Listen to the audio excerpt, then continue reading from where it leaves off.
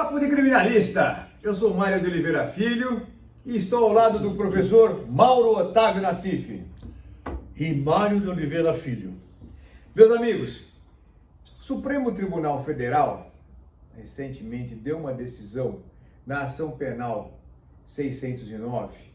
Uma decisão terrível, né, Mauro? Completamente equivocada. Completamente equivocada.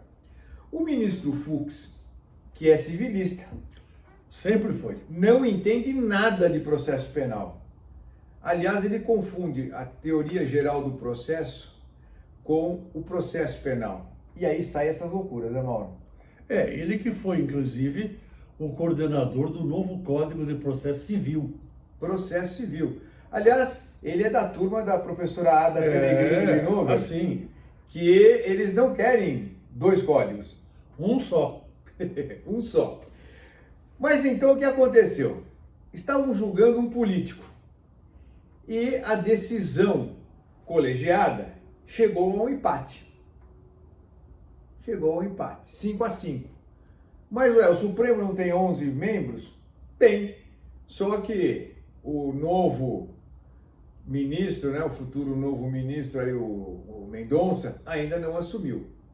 Então, invocando essa questão de que não havia o 11º juiz, o Fux tomou uma decisão inominada, Mauro. É uma matéria antiga, né? Ele votou de novo. E simplesmente, em caso de empate, ele não aplicou o princípio constitucional da presunção de inocência. Não aplicou o princípio do indúbio pro réu. Aliás, o indúbio pro societá não existe no processo penal. Isso é uma ficção da jurisprudência errada, que os tribunais se recusam a corrigir. É um absurdo esse negócio de indúbio pro societá quando nós vivemos um sistema acusatório e não um sistema inquisitorial. O Mauro falou que faz tempo. Mauro, você sabe quantos anos faz isso? Eu vou te falar, Mauro. Eu vou te falar. Aqui no Brasil, pelo menos mais de 100 anos. Mauro, esse tal do voto de Minerva, que pouca gente sabe qual é a origem, que pouca gente sabe por que se chama voto de Minerva, ele tem só, Mauro, 2.479 anos. Mais de 100. 2.479 anos. Em 458 antes de Cristo, tinha um cara lá, um pensador chamado Ésquilo. Não é Esquilo, hein? Ésquilo. O Ésquilo, ele escreveu uma trilogia intitulada Orestia, que fala sobre o julgamento de Orestes no crime de homicídio.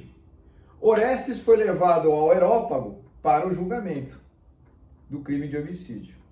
O Areópago, ele era formado pelas pessoas mais bem conceituadas daquela época dentro da cidade. Aliás, Mauro, pouca gente sabe também que o Tribunal do Júri tem a sua origem aí no Areópago, quando os cidadãos julgavam os seus concidadãos.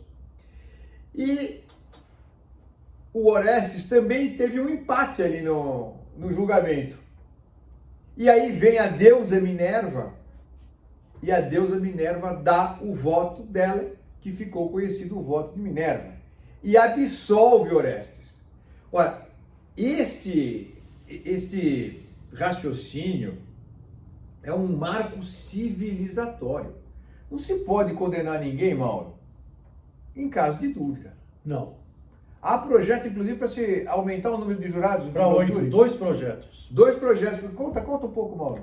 Tem um projeto oficial, oriundo do Senado e da Câmara dos Deputados, e outro projeto do Técio Lins e Silva, que é um dos organizadores, Sim. do Instituto Brasileiro dos Advogados, ambos orientando para serem 8 jurados.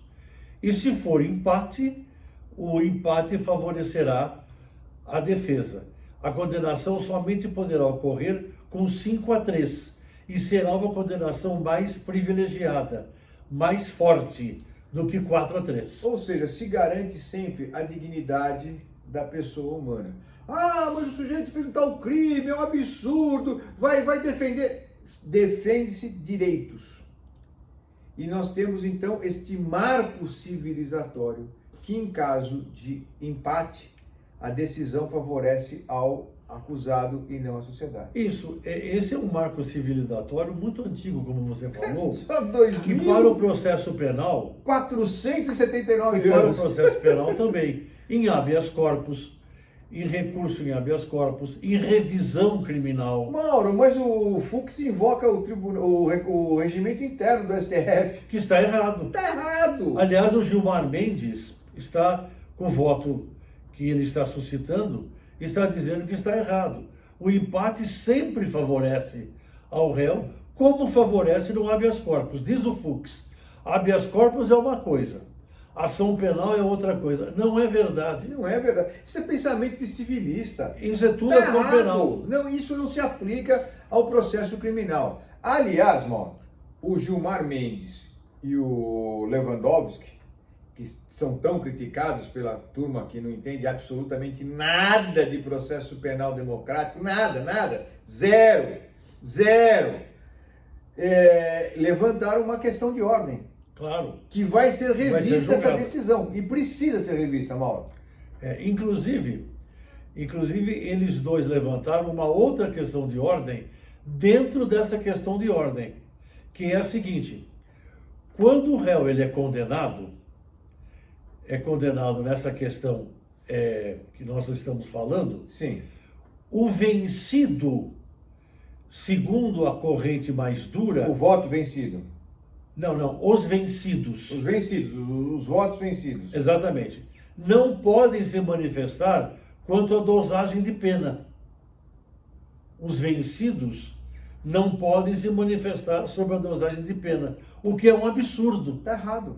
Eles podem se manifestar Lógico. normalmente. Se o julgamento continua, eles... Continua, claro. Ué, eles Mas não podem absolver mais. se forem pela absolvição, segundo essa corrente mais dura, não podem se manifestar na mensuração de pena. Um verdadeiro absurdo. Tempos de punitivismo extremado. Tem gente de Não é por aí. Não. Infelizmente, os nossos ministros, muitos ministros do Supremo Tribunal Federal, não estão seguindo pela Constituição Federal. Estão ressuscitando o Manual do Inquisidor, escrito lá em 1736, salvo engano, né, pelo Emmerich, o Nicolau Emmerich, que escreveu o Manual do Inquisidor. E basta... E a revisão criminal, já falei, vou falar de novo, se for 5-5, ela é deferida. Cabe à advocacia criminal não ficar reclamando somente nas mídias sociais, nos corredores do fórum, mas tomar sempre as medidas que são necessárias tomar. Mário, um segundinho só. E por que o empate deve favorecer? Por causa da dúvida. Dúvida não pode condenar ninguém. Claro. É isso aí. Em caso de dúvida, indúbio pro réu e não indúbio pau no réu. Exatamente. Papo de criminalista, a gente volta. Um grande abraço.